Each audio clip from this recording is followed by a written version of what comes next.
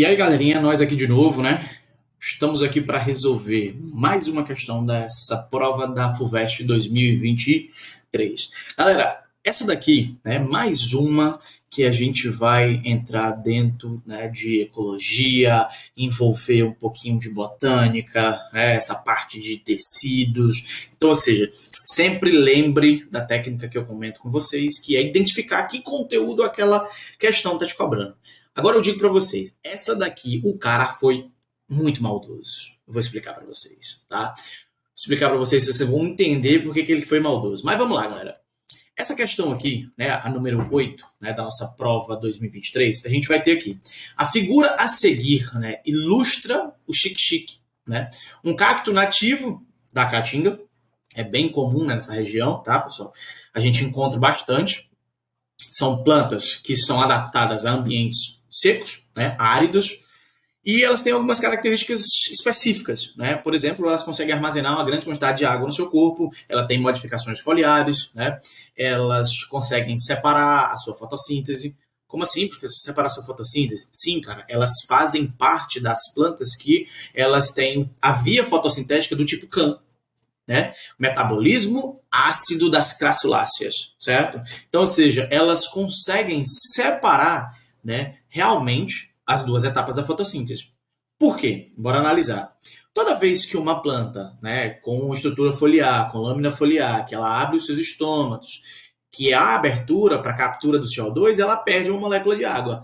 Agora te bota no lugar dessa planta. Se tu é uma planta que faz fotossíntese com folha, né, com a tua estrutura foliar, tu vai abrir teus estômatos para pegar, né, CO2 durante o dia, e você está em um ambiente extremamente árido, seco, com a baixa umidade. O que é que vai acontecer com você, meu patrão? Você vai perder água. Você pode perder água num ambiente desse? Jamais. Então, ou seja, na abertura dos estômatos, há perda de molécula de água para a captura de CO2. Então, ou seja, o que foi que ela fez? Ah, professor, em qual etapa que vai haver esse processo de abertura do estômago? Tá ligada aqui a etapa da fotossíntese. Galera, a gente tem duas etapas na fotossíntese. A gente vai ter a etapa fotoquímica, que é a fase clara, que eu odeio esse nome porque leva muitas pessoas a achar que a etapa escura, né, que é a fase química, ela só acontece à noite. E não, isso não é verdade, né? Então, ou seja, quais são as duas etapas? A gente tem a etapa fotoquímica e a etapa química. A etapa fotoquímica é onde há, né, a etapa de fotólise, há o uso da luz para quebra da molécula de água, aí tem lá os complexos antenas, né, com a excitação da molécula de clorofila, disponibilizando elétrons para a cadeia, beleza, né, para disponibilizar os principais elementos para a fase química, certo? E a fase química não tem uso da luz, ela pode acontecer tanto durante o dia quanto durante a noite, mas se ela acontece durante o dia, é que lá vem o BO. Se ela acontece durante o dia, se for em um ambiente seco, o que vai acontecer? Toda vez que a folha abrir os seus estômatos para captar o CO2, ela vai perder uma molécula de água. E aqui a gente tem as crassuláceas, elas são plantas de ambiente extremamente seco que não podem perder água de jeito nenhum. Então elas vão ter várias estratégias, certo? As estratégias para evitar a perda de água e estratégias para armazenar água no seu corpo. Estratégias para evitar a perda de água. Primeiro, elas utilizam o metabolismo ácido das crassuláceas, que é a via fotossintética CAM, que ela separa, né? A fixação do carbono fica somente à noite. Por que fica à noite? Ah, é mais friozinho, né? É um pouco mais úmido, não tem tanta temperaturas, não são mais altas, então ela perde menos água. Certo?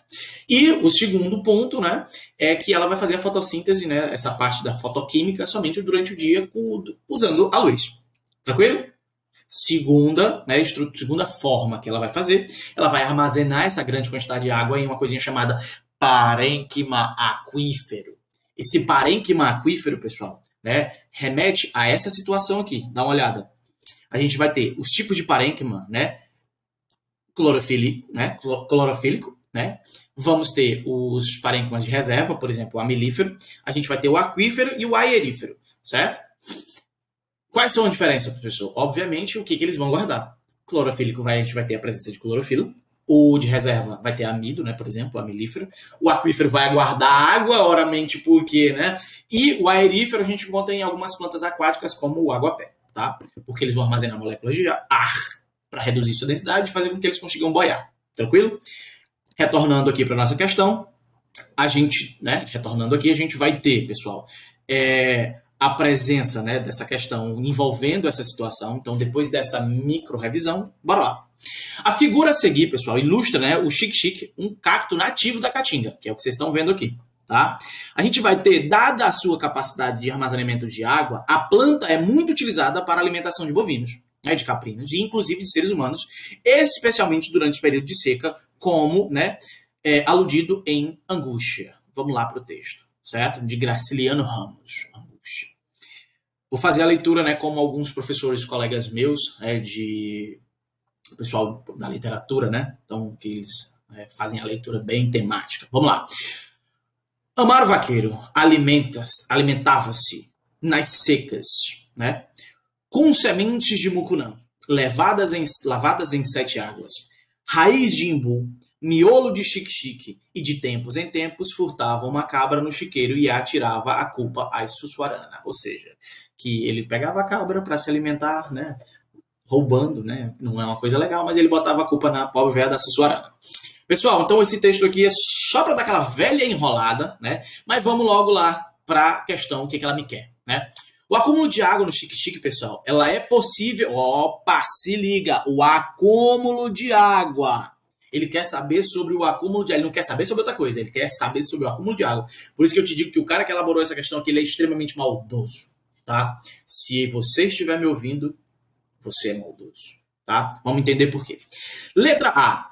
Diminuição da perda de água devido às folhas modificadas em espinho. Eu te pergunto, a folha modificada em espinho vai fazer com que ele consiga reservar mais água?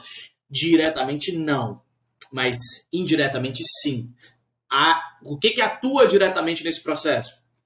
A redução da perda de água. Vai diminuir a perda de água, né? Só que não vai gerar a característica de armazenamento. Entendeu? Então, ou seja, a folha modificada em espinho, ela evita a perda, mas ela garante o aumento secundariamente, porque ela vai perder menos e ela vai conseguir armazenar mais. Mas ela vai armazenar na folha modificada pelo espinho? Não, ela não vai armazenar no espinho. Então é por isso que eu vou te dizer, isso aqui, ela é uma meia-verdade, certo? Mas ela não condiz com o enunciado do que ele está me pedindo, tá? Vai diminuir a perda de água? Vai. Mas isso é o que já realmente, né, vai fazer com que ela acumule essa água no seu corpo, né, no seu parênquima. Ih, já entreguei. Né? Então, ou seja, ela vai conseguir armazenar? Não, ela vai só reduzir a água. Então, ou seja, essa daqui, ó, despachado, tá? Bora para a letra B. Menor taxa de fotossíntese por apresentar menor área de superfície foliar. Não, cara.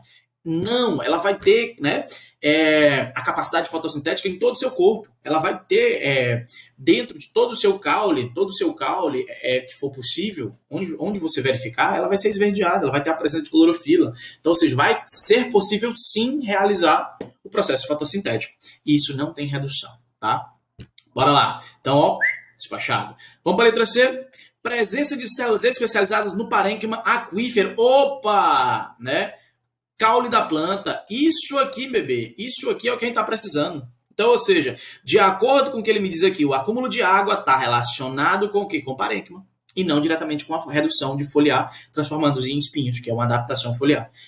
Tranquilo? Então, ou seja, não caia nessas pegadinhas, nesses plot, né, desses elaboradores de questões extremamente maldosos. A FUVEST é dona disso. Você que está fazendo o Enem, você também fique atento, porque tem muita pegadinha, né, dentro das questões de ecologia, porque elas são amplas, né? Ou seja, a gente pode entender que essa daqui ela fala do conceito ecológico, fala de bioma, né? Ela envolve essa questão de, né, anatomia vegetal, tá? Então, ou seja, bora lá, galera. Então, gabarito aqui, ó, letra C, maravilhosa, letra C, tá?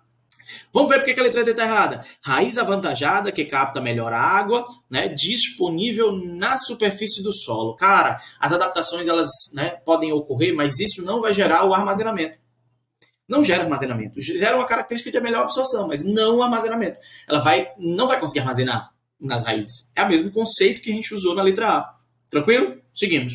Letra E. Adaptação das folhas que podem acumular água em seu interior. Essa daqui é aquela que eu falei para vocês, que o cara tá com preguiça de pensar, né? E ele bota qualquer coisa. Então, ou seja, gabarito aí, letra C, na nossa maravilhosa 8ª questão dessa prova da FUVEST 2023. Você que vai fazer a FUVEST, fique atento, certo? Fique muito atento, porque essas questões, elas são muito comuns, elas têm essas pegadinhas. E, para quem não lembra, tá aqui, né, o card, né, aqui no canto, você consegue observar que vai ter outras questões, né, dessa prova 2023 na nossa playlist. Pessoal, cheiro no coração de vocês e até a próxima. Valeu!